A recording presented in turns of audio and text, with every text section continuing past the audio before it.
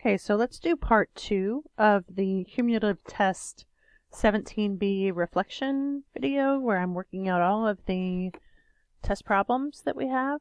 Let me choose, okay, that's fine. So this multiply and write in scientific notation. So what we're going to do is we're going to multiply the numbers in front. So I have 2.4 times 1.5. And then we're going to take the tens with the exponents. And we know that that is 10 to the 6 plus 7, which is 10 to the 13th. 2.4 times 1.5 is 3.6. So now we just put these two together, and I have 3.6 times 10 to the 13th. Okay, 14 and 15 are up here. It says name this quadrilateral. Several of you got that part wrong. We've got two parallel sides. So this is a parallel side, and then this is a parallel side. And when we have two parallel sides, we have a parallelogram. And then it says find its perimeter, which is where we add everything around the outside. So 28 plus 21 plus 28 plus 21, which gives us 98 millimeters. Then it says find the area. So the area of this is base times height. Okay, this is not a trapezoid. Okay, this is a parallelogram. So the height makes a 90-degree angle. So this is my height, and then this is my base. So I have 28 times 20. And I get 560. If you don't already have this formula in the back of your spiral, you might want to go ahead and put it there. Okay, here we want p by itself. We want the variable by itself, so we have to divide to get rid of the 1.4. The p comes down, the equals comes down.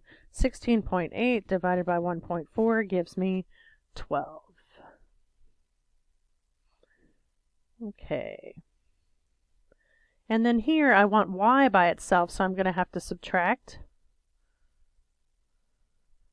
which cancels out here, but here I need a common denominator. So let's see.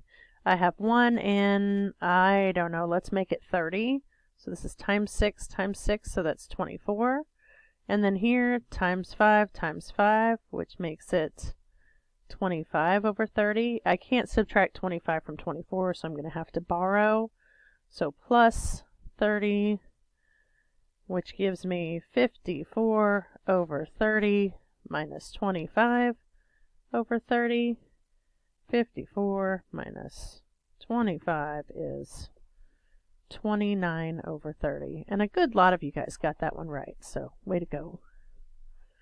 Okay, this was a troublesome one, but you have to start with this symbol of inclusion. So 11 minus 5 is 6. And then we have 4 minus 7 squared minus 25. You see how nothing else has changed. And then I'm going to do this part. 25 is there, minus, I'm going to keep the 7 squared, minus 24. And then I'm going to bring it up here because I ran out of room. So I have 25 minus... So now I'm going to square the 7. 49 minus 24. And then I have to do this one. 25 minus 49 minus 24 is 25. So I have 2 times 0, which is 0. Okay, lots of people got this one wrong. And then the next one was also difficult, so let's take a look at that. Since this is all addition and subtraction, we're just going to go in order. And the first thing we have is we have -4 plus a -5. The signs are the same, so I'm going to add them and keep the sign. Here I have a subtraction problem, so I'm going to keep change, so this becomes plus plus. -9 plus a +8 becomes -1. Plus -7.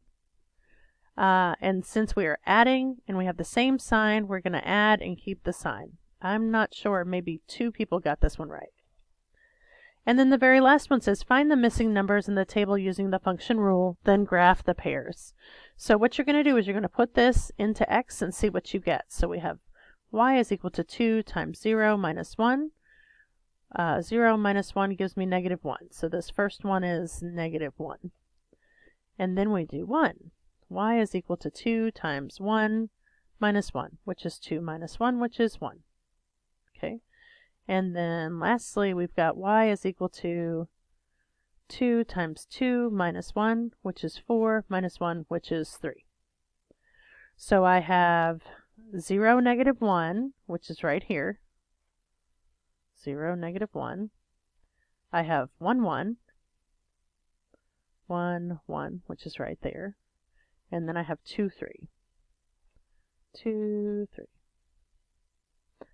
And then you kind of, some of you just drew the line right here, which is fine.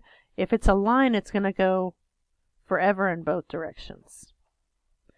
And that's the end of part 2, Cumulative Test 17b. Let me know if you have any questions.